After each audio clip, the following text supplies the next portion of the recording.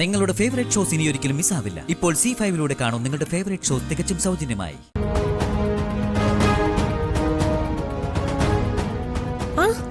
അഭിഷേക മോനോ, വാ.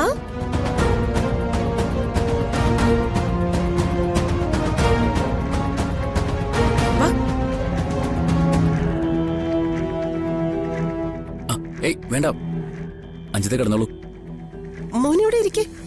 വേണ്ട, സാരമില്ല, ഞാൻ ഇവിടെ നിന്നോളാം. താൻ എന്താണ് ഈ കാണിച്ചത്? താൻ എന്തിനാ ഇങ്ങനെ ഒരു കടുങ്കൈ ചെയ്യാൻ പോയത്?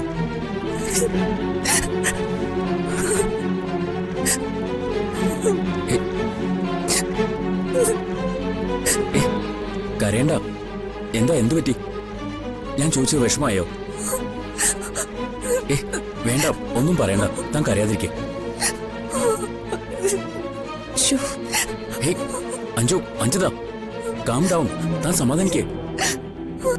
എനിക്ക് അഭിയേട്ടനെ നഷ്ടപ്പെടുമെന്ന് പേടിയായിപ്പോയി. അതെന്തിനാ അങ്ങനെ ഒരു പേടി? ദേവികേച്ചി സിദ്ധുവേട്ടനെ വിവാഹം കഴിക്കാമെന്ന് സമ്മതിച്ചാലല്ലേ നമ്മുടെ വിവാഹം നടക്കും. രണ്ട് വിവാഹം ഒരുമിച്ച് നടത്താൻ പറ്റിയില്ലെങ്കിൽ നമ്മുടെ വിവാഹം നടക്കില്ലെന്ന മുത്തശ്ശി പറഞ്ഞിരിക്കുന്ന. അതെ, അതിനിപ്പോ എന്തുണ്ടായി? ദേവികേച്ചി വിവാഹത്തിന് സമ്മതിക്കുമെന്ന് തോന്നുന്നില്ല. ചേച്ചിയെ കൊണ്ട് ആനന്ദേട്ടനെ വിവാഹം കഴിപ്പിക്കാനാ മുത്തശ്ശിന് താല്പര്യം.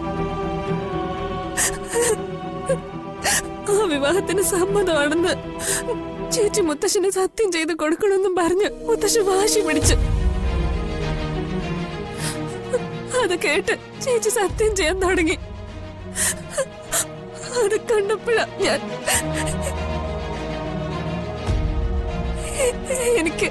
എനിക്ക് അഭിയേട്ടനെ ഒത്തിരി ഇഷ്ടമാ.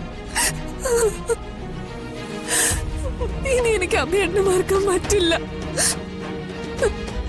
അഭിയേട്ടനെ നഷ്ടപ്പെട്ടിട്ട് ഞാൻ എന്തിനാ ജീവിച്ചിരിക്കുന്നത്?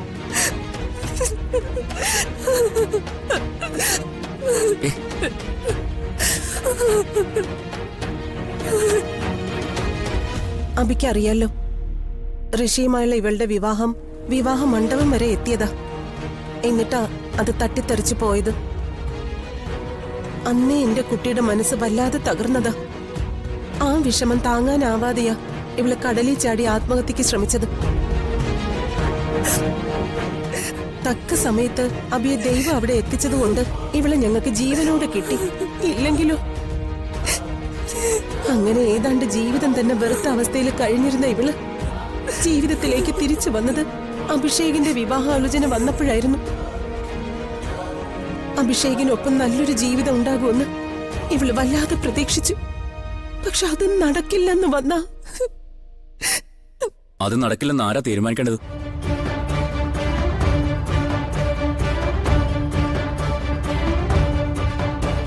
ഞാനല്ലേ തീരുമാനിക്കേണ്ടത്? ഞാൻ അങ്ങനെ തീരുമാനിക്കില്ല.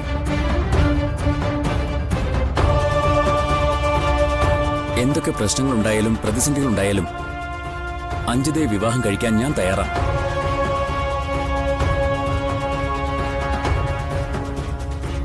ഡൗൺലോഡ് ചെയ്യൂ C5 ആപ്പ്. കാണൂ എല്ലാ എപ്പിസോഡുകളും സൗജന്യമായി.